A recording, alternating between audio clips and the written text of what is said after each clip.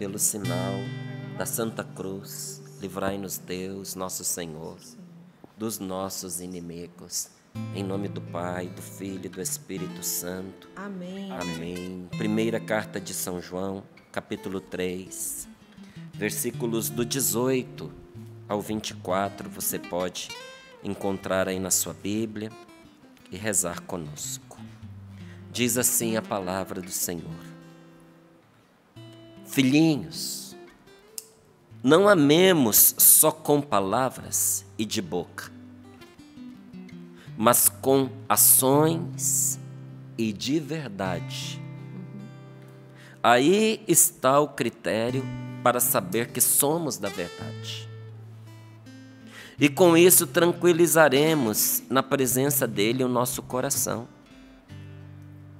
Se o nosso coração nos acusa, Deus é maior que o nosso coração e conhece todas as coisas.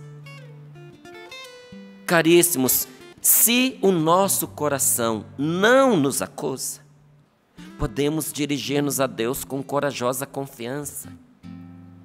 E qualquer coisa que pedirmos, dele a receberemos, porque guardamos os seus mandamentos e fazemos o que é do seu agrado. Este é o seu mandamento: que creiamos no nome do seu Filho, Jesus Cristo, e nos amemos uns aos outros de acordo com o mandamento que ele nos deu. Quem observa os seus mandamentos permanece em Deus, e Deus permanece nele. E que ele permanece em nós, sabemos. Sabemos pelo Espírito que ele nos deu. Palavra do Senhor. Graças a Deus. Graças a Deus. Filhinhos, não amemos só com palavras e de boca. É muito fácil, gente, a gente amar as pessoas só da boca para fora. A gente gostar, a gente se entrosar, a gente estabelecer vínculos só na medida dos nossos interesses.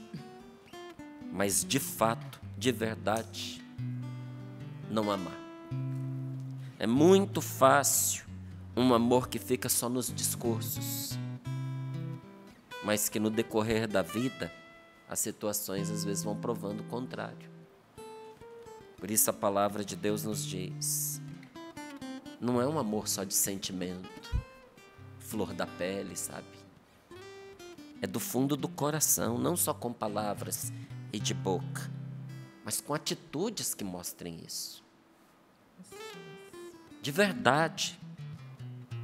E aí está o critério para nós sabermos que somos da verdade e com isso tranquilizaremos na presença de Deus o nosso coração, quando o nosso amor não se traduz apenas em discursos. Quando o nosso amor pelas pessoas não muda de acordo com a conveniência e as situações. Isso nos mostra que nós estamos caminhando na verdade e assim podemos tranquilizar o nosso coração na presença de Deus. Se o nosso coração nos acusa, se nesse momento, até ouvindo o testemunho, ouvindo a palavra, até com esse desejo que você tem de uma mudança, até ouvindo, porque até nas divulgações que a gente vai fazendo, até desses materiais de evangelização, tem evangelização ali. Por que a Canção Nova tem esses materiais de evangelização? É para sustentar a obra? É para conseguir dinheiro? Não, senão a gente ia vender papel, não é?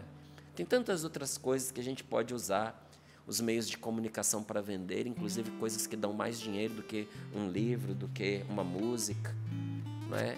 Por que a Canção Nova tem esses materiais de evangelização? Para que a palavra de Deus caia como esta chuva sobre o nosso coração. Para que nós estejamos cercados da verdade que é a palavra de Deus. Para que nós possamos ser abençoados por ela, por dentro e por fora. Nos cercar das coisas sagradas, nos cercar das coisas santas, não é? Até numa divulgação, às vezes, você ensinando ali num trechinho, como fazer uma leitura orante da palavra de Deus, ou apontando alguma coisa que pode mudar na nossa vida, alguém que escuta se desperta e sente a vontade de mudar, ou até sente um peso no coração, na consciência, porque não está vivendo corretamente. Não é? Tem muita gente que acompanha a Canção Nova por um milagre. Você sabia? Tem gente, eu escuto de vez em quando um testemunho, que a pessoa não percebe que ela está me contando um milagre. Porque ela começa dizendo assim: eu detestava vocês, eu tinha raiva de vocês, eu não gostava do Sorrindo para a Vida, eu não gostava da voz de Beltrano, de Ciclano, de Fulano. E aí, onde é que está o milagre? Ela não era obrigada a acompanhar. Então você se pergunta, se não gostava, por que acompanhava? Porque na verdade era Deus falando com a pessoa, tanto para ela ouvir, quanto Deus usava também, às vezes, aquela voz, aquela palavra, para mexer com situações dentro da alma dela, que a incomodavam e por isso ela sentia raiva, mas que Deus fazia para poder libertar, para curar e para salvar essa pessoa. Igual o alcoólatra, que quando você chega para ele, diz: olha, você precisa deixar de beber, ele fica com raiva de você. E descarrega um monte de discurso. Eu bebo socialmente, eu paro quando eu quiser, eu tenho controle, eu faço porque eu gosto. Mas no fundo ele se irrita porque ele sabe que aquela palavra ela é essencial para a vida dele. E a gente não pode deixar de dizer para a pessoa: você precisa parar com o fumo, você precisa parar com o álcool, você precisa corrigir a sua vida sexual, mesmo que ela fique chateada, entristecida, furiosa. Porque nós dizemos porque a amamos, porque queremos o bem dela. Da mesma maneira, Deus fala no nosso coração porque nos ama e quer o nosso bem. E que quando uma pessoa se determina no caminho da morte, até Deus respeita e permite que ela caminhe para a morte. Porque se Deus força a pessoa, Ele destrói a pessoa. Então, chega uma altura que Ele diz: destruir por destruir, né? Porque se eu te forçar contra a sua vontade, eu vou destruir você. Se é para destruir por destruir, então você se destrua sozinho, eu não vou destruir você. Então tem muita gente que vai pirambeira abaixo, não é porque Deus queira, mas porque a pessoa se determinou nessa direção. E o que Deus faz, já que Ele não impede essa escolha da pessoa, Ele fala ao coração dela muitas vezes. E aí é a hora que diz aqui a palavra, o coração da pessoa pesa. Mas se o nosso coração nos acusa, entenda uma coisa: Deus é maior que o seu coração. Deus é maior do que as acusações que você enfrenta. Porque às vezes a acusação que pesa sobre a gente não vem de fora, vem de dentro. E olha, a acusação vem da gente, da nossa consciência pesada, mas a vontade da mudança vem de Deus, vem do Espírito Santo. E toda vez que surge em nós uma vontade de mudar, uma vontade de recomeçar, uma vontade de amar de verdade, como está aqui nesta palavra, uma vontade de fazer o bem, essa vontade mostra para nós que um tempo novo chegou. Se essa vontade está dentro de você, eu tenho uma ótima notícia para te dar nesta manhã: a sua hora chegou.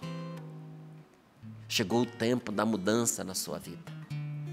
Porque esse desejo sendo manifesto é porque chegou o tempo da gente se livrar das pragas e dos entulhos que sufocam a presença de Deus dentro de nós. Ontem, orando, estudando a palavra de Deus, eu me deparei com uma lei antiga da Sagrada Escritura que pouca gente conhece. Está lá no Deuteronômio. Havia uma lei antiga onde Moisés orientava que atitude devia ter uma mulher resgatada da escravidão por um homem que a amava. que naquela época era muito comum, às vezes, numa guerra, um povo dominar o outro. E acontecia de, às vezes, aquelas pessoas que foram, por causa da própria situação de guerra, recolhidos como refugiados, ou até mesmo sob uma condição de escravidão, não é? Acontecia de um homem daquele país que venceu se enamorar de uma mulher que tinha sido trazida de um outro país. E não era só ele que se enamorava dela, ela também se enamorava dele. E Moisés dizia, se isso acontecer, essa mulher ela deve se arrumar toda. Ela deve deixar para trás o que era da antiga vida. Inclusive cortando os cabelos, cortando as unhas, tirando o vestido da sua escravidão, tirando as vestes de escravidão. E ela deveria ter a chance, a oportunidade de chorar a morte da antiga vida. Era dado 1 mês para ela, mesmo que ela não quisesse. A lei determinava que era um direito e era um bem que ela tivesse ali 1 mês para ela chorar a antiga vida. Sabe, se despedir dos antigos costumes, como quem se despede de um defunto. Ou seja, aquela vida morreu, aquela vida velha morreu, agora é uma vida nova. Nós precisamos fazer o mesmo na nossa vida com Deus. Eu e você precisamos deixar para trás tudo que faz parte de uma vida longe de Deus, livrando-se até das unhas da antiga vida, do tipo de cabelo da antiga vida. Lembro de um testemunho que a Valdênia trouxe aqui há um tempo atrás, de uma moça que se enamorou de um homem que mexia com ocultismo e que ele tinha feito algo, deu uma peça para ela. E ela disse que com aquela peça que ela ganhou e começou a usar, ela incorporou uma sensualidade que mudou até o corpo dela. E ela mostrava as fotos, a Valdênia não mostrou para não expor a mulher, mas ela disse, realmente, o corpo dela mudou até de forma, para exalar aquela sensualidade. Mas quando ela percebeu que havia um mal naquilo, uma opressão, que havia um elemento espiritual conduzindo a sexualidade dela e a fez ser tomada de um erotismo que nem era natural na pessoa dela. Ela rompeu com aquilo e até o jeito de vestir, os trajes da vida de servidão ao mal, o tipo do cabelo, o tipo da unha, tudo isso ficou para trás. E olha, é interessante que a gente chora esse luto, mas não de tristeza, de alegria. Quando nós vivemos uma conversão, gente, muitos de nós choramos e não sabemos por quê. Porque é um alívio, é uma alegria, é uma bênção, é realmente o começo de uma nova vida. E as lágrimas vêm como a lágrima de uma criança que sai do ventre da sua mãe para uma vida nova que está começando, mas aquelas lágrimas que são o começo de uma nova vida, são também o fim de uma vida dentro do ventre. Naquele cantinho apertado, pequeno, chegou a hora de crescer. Não é? Então também a gente, quando tem esse encontro com o Senhor, também a gente derrama essas lágrimas. A gente tem que deixar de lado os erros, as coisas que a gente sabe que não são boas. Tem coisa que ninguém precisa dizer para você, você sabe que não é boa. Como no testemunho ela pede para ser preservado, porque provavelmente esse relacionamento que ela viveu às escondidas da própria família, da família desse homem. O homem era casado, não é? Então não teve ninguém para dizer para ela que estava errado. Acompanhou sorrindo para a vida. Ali teve a palavra de Deus que reforçou dentro dela aquilo que ela já sabia, que estava errado. Nós precisamos deixar essas coisas para trás e começar uma vida nova, porque a cura da alma, assim como a cura do corpo, você só consegue colocando o lixo para fora. Ontem, quando falava do livro 40 Dias na Presença do Senhor, eu até dava graças a Deus que o primeiro capítulo ele fala disso. limpar o coração. Até vê aí direitinho qual é, Paula, para eu usar exatamente o mesmo título. Acho que é limpe o seu coração, não é? Limpe o seu coração. Limpa o teu coração. Limpa o teu coração. Porque a cura começa pondo o lixo para fora. O que é que você faz quando você vai no médico, não é? E o médico percebe que uma parte do seu corpo apodreceu. Apodreceu, amigo, não tem o que fazer, vai ter que cortar fora. Gangrenou, vai ter que tirar aquele pedaço de carne, depois faz enxerto, depois, se precisar ficar faltando um pedaço para você não morrer, fica faltando um pedaço, mas o que está podre tem que ser tirado fora. Às vezes tem coisas que estão quebradas, estragadas dentro de nós. Às vezes, num acidente, fica um objeto dentro da pessoa, ali criando infecção. Não vai se curar enquanto não tirar aquilo.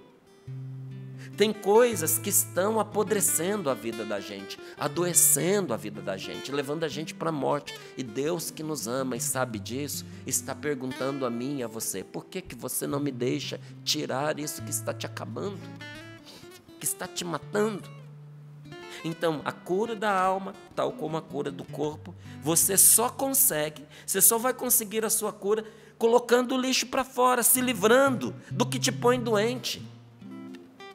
Não tem outro caminho, tem que lavar a alma. Limpa teu coração. Agora, uma coisa é importante a gente prestar atenção, porque às vezes a gente vai se comparar com o que aconteceu na Bíblia, na vida dos santos. São Paulo viveu uma conversão da água para o vinho. Você vê a conversão de São Francisco de Assis, Santa Catarina de Sena, que da noite para o dia a pessoa vira um expoente de santidade. Meu querido, pare de se comparar com os outros, ainda que eles sejam santos. Porque o que aconteceu na vida deles foi um verdadeiro milagre, um milagre tão grande. Para você ter ideia, o que é essa conversão que acontece do dia para a noite, ela é comparável no mundo espiritual, o que no mundo material seria o milagre da ressurreição de um defunto. Ah, Márcio, eu queria essa conversão da noite para o dia. Isso é Deus quem dá e é um milagre. Comparável nos nossos dias a um morto ressuscitar. Você entendeu? Então, conseguir algo assim do dia para a noite é coisa rara, é quase um milagre. A verdade é que a gente melhora devagarzinho. A gente melhora com paciência, igual quando a gente está doente e vai se curando aos poucos. Tem um ditado que diz que as doenças chegam a cavalo, mas elas vão embora a pé, andando igual uma velhinha com artrose. Vai rastejando pelo meio do caminho. É o que acontece com os nossos problemas, com as nossas fraquezas, com as doenças da alma. É a mesma coisa. Vem de supetão, mas vai embora devagarinho, se arrastando. Por isso, se o seu coração te acusar, porque você ainda não está correndo igual um atleta de maratona, Deus é maior do que o teu coração. Então, presta muita atenção nisso. A gente precisa ter uma paciência imensa e precisa ter muita força de vontade. Voltar para Deus, a vida nova, tem que ter paciência. E eu digo isso para você que está caminhando com Deus, que vê testemunhos maravilhosos no Sorrindo para a Vida, e às vezes você olha para você e fica desanimado porque você não encontra aquilo que você esperava. Paciência, meu irmão. Coragem.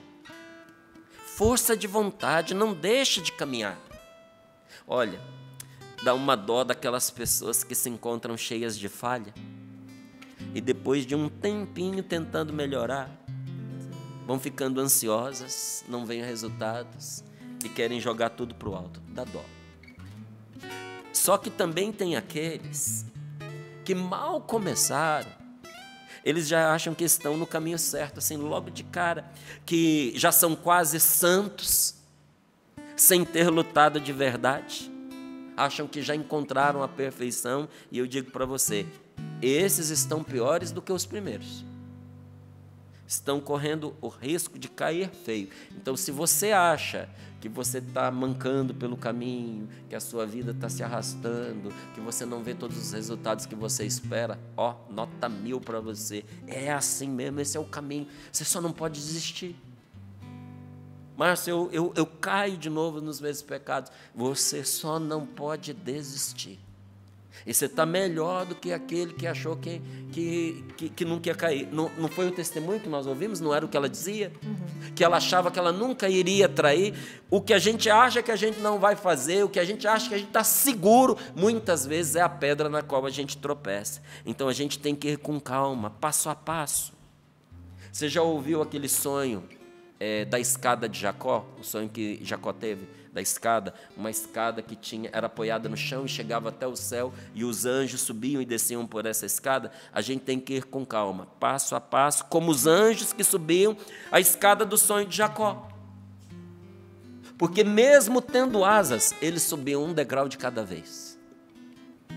Eles tinham asas, você não tem. E eles iam um degrauzinho de cada vez. Como é que a gente caminha para Deus? Como é que a gente caminha para o céu? Como é que a gente caminha para uma vida nova? Como é que a gente caminha para a verdadeira felicidade? Aquela felicidade que ninguém pode tirar de nós. Um passinho de cada vez, um dia após o outro. Não adianta você querer apressar o amanhecer.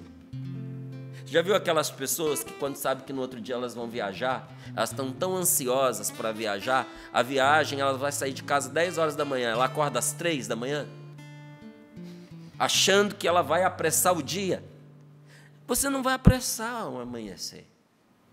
A própria palavra de Deus nos diz: inútil levantar-vos antes da aurora, ou retrasar até outra noite o vosso descanso, para comer o pão de um duro trabalho, querendo apressar os tempos. Se é Deus quem dá. É Deus quem dá.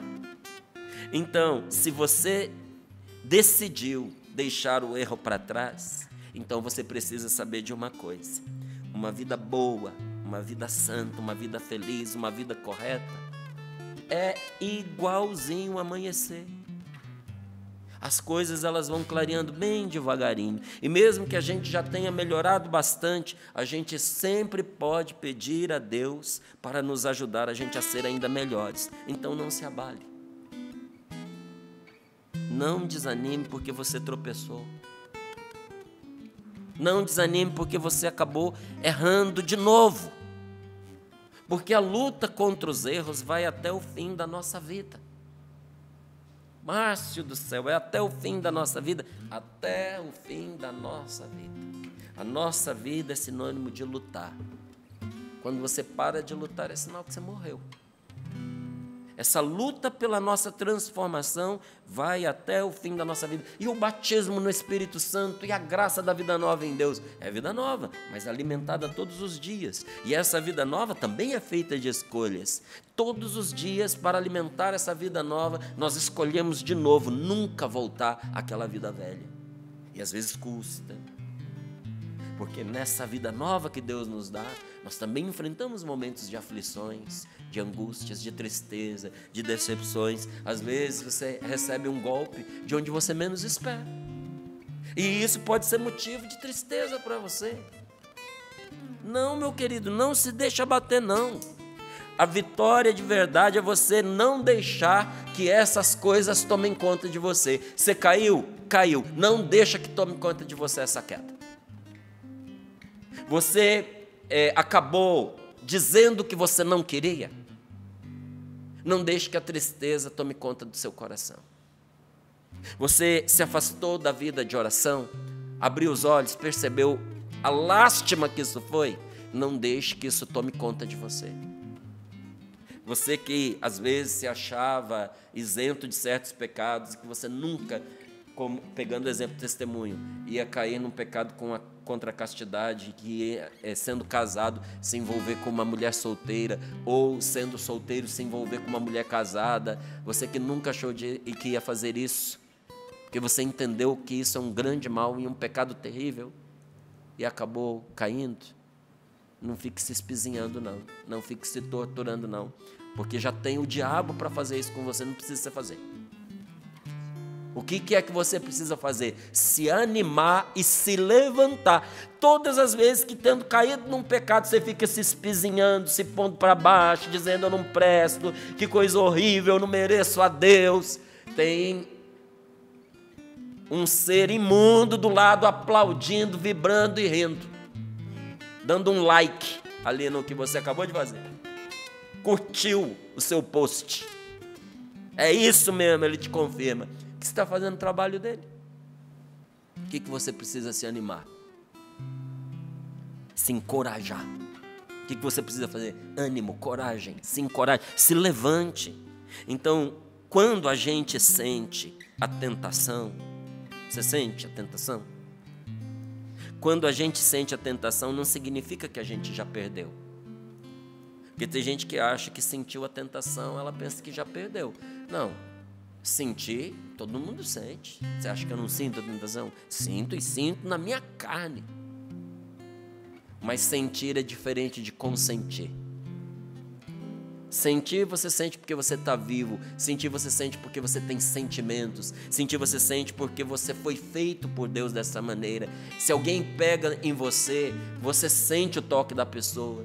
Se uma pessoa abraça você, seu corpo reage, porque isso é sentimento. Agora, o consentimento é quando você assina embaixo, você dá o aval, inclusive incentiva aquele sentimento no caminho errado.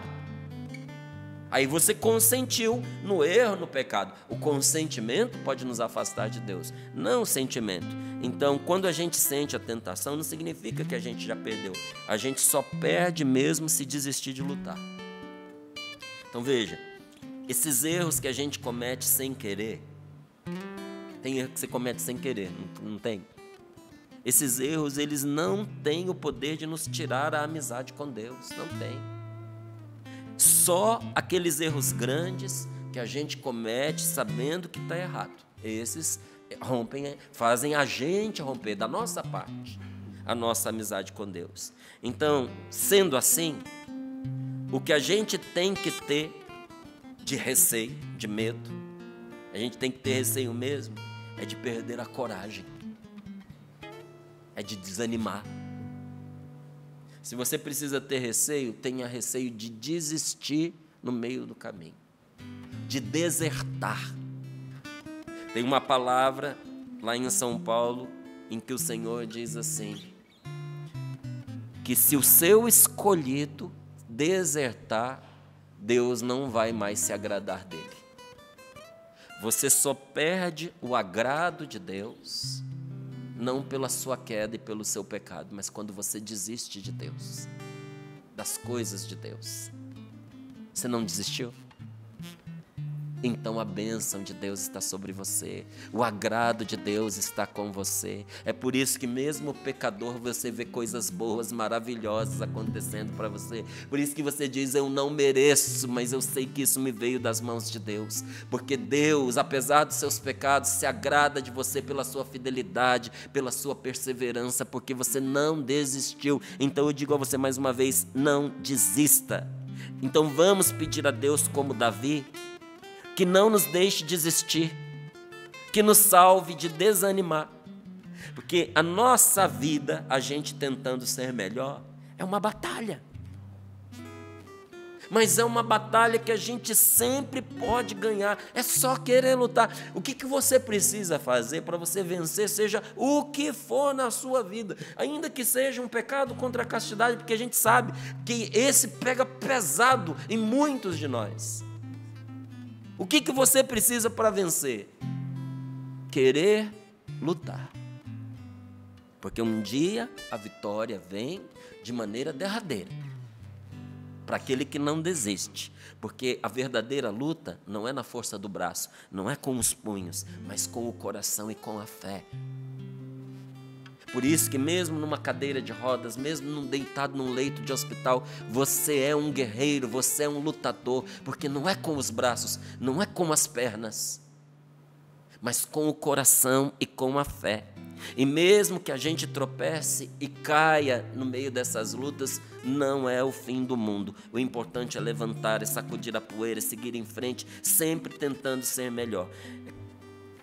fazendo um comparativo aqui para a gente terminar. É como se a gente fosse um jardim, entende? Eu gosto das minhas plantinhas. E vira e mexe, eu mexo com algumas lá. Não é? O meu jardim não é como eu quero, porque a minha vida é vida de missionário. Não é? Vida de missionário. Eu não consigo ter cachorro, porque eu não tenho quem cuide. A gente está mais fora do que dentro de casa, ter o bichinho para ficar lá sozinho, sofrendo, eu não vou ter. Não é? Da mesma forma, planta lá em casa tem que aguentar pelo menos uns 15 dias sem rega. Porque às vezes a gente viaja, não, quando volta está tudo morto. E aí eu cuido lá das minhas plantinhas e o que eu percebo? Às vezes, plantas ruins crescem no meio das flores. Às vezes, plantas ruins crescem dentro do seu coração. A gente tem que ser jardineiro, tem que cuidar com carinho, tem que tirar o que não presta e tem que regar o que é bom. Tira o que não presta, rega o que é bom. E não é porque a gente vê uma erva daninha que a gente desiste do jardim, certo? Não é porque você vê lá uma ortiga que você vai jogar fora todo o seu trabalho. Não é porque uma planta ruim brotou dentro do seu coração que você vai desperdiçar todo o bem que Deus tem feito em você. Não é porque um tropeço na castidade que você teve, não é por causa disso que você vai jogar fora, às vezes, anos de dedicação e de preservação. Deus vê a sua luta, cuide com amor, tenha paciência. E se bater aquela tentação de desanimar, sabe? Lembre-se que até os maiores santos tiveram seus dias ruins. São Francisco teve dias terríveis. Padre Pio teve dias terríveis. Quais os santos que você gosta? Santa Teresinha do Menino Jesus, um dia um médico chegou lá e disse: eu não sei como ela está de pé, eu não sei como é que ela não está urrando de dor. E não era só a doença no corpo dela, todas as irmãs perseguiam Santa Teresinha. Ela era a mais ignorada, a mais desprezada do convento. Trabalhavam contra ela. Como toda verdadeira vocação tem um punhado de gente, às vezes também vocacionado, que trabalha contra ela. Às vezes as pessoas que mais operam contra você dentro da sua família, às vezes as pessoas que mais combatem a sua vocação está dentro da sua comunidade. Então eu digo a você, os santos também passaram por dias muito ruins. E qual foi a diferença entre eles e outros que fracassaram? É que eles nunca desistiram. Não é que eles eram bons. Bom é Deus. Não é que você seja bom, bom é Deus. Onde é que estava a vitória deles? No mesmo lugar que está a sua. Não desista do que é seu. Não desista do chamado de Deus para a sua vida. Você foi chamado para o céu, você foi chamado para ser santo, você foi chamado para ser bom, você foi chamado para essa vida nova que começa aqui. Não desista, porque esses santos continuavam. Porque eles sabiam que nenhum esforço é em vão. Nenhum esforço é em vão, meu irmão. Coloque as mãos sobre o seu coração.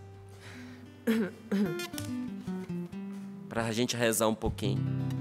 Então, meu irmão, então minha irmã, mesmo que pareça difícil, não desiste não. Mesmo que a sua consciência pese e te acuse, não desiste não. A gente está nessa caminhada juntos e Deus está do nosso lado torcendo por nós e ajudando em cada passinho que a gente dá, mesmo que seja o mínimo passo. E quando a gente menos esperar, nós vamos olhar para trás e nós vamos ver o quanto a gente já caminhou. Vai ser grande a sua felicidade. Escreve o que eu estou te dizendo. Vai ser grande a sua felicidade, pode acreditar, porque a vitória é certa para quem não desiste de lutar. A vitória é certa para quem não desiste de acreditar. Por isso diz a palavra: este é o seu mandamento, que creiamos no nome do seu Filho Jesus Cristo e nos amemos uns aos outros, de acordo com o mandamento que Ele nos deu. Quem observa os seus mandamentos permanece em Deus e Deus permanece nele. e que Ele permanece em nós? Nós sabemos, pelo Espírito que Ele nos deu. Qual é a ordem de Deus para você? No que você não pode nunca deixar de acreditar? No nome do Filho de Deus, que te foi dado para a sua salvação e que nunca desistiu de você, e porque te ama, deu o sangue dele na cruz para a sua salvação. A sua vitória é certa se você não desistir dela. Ânimo, coragem, vamos rezar.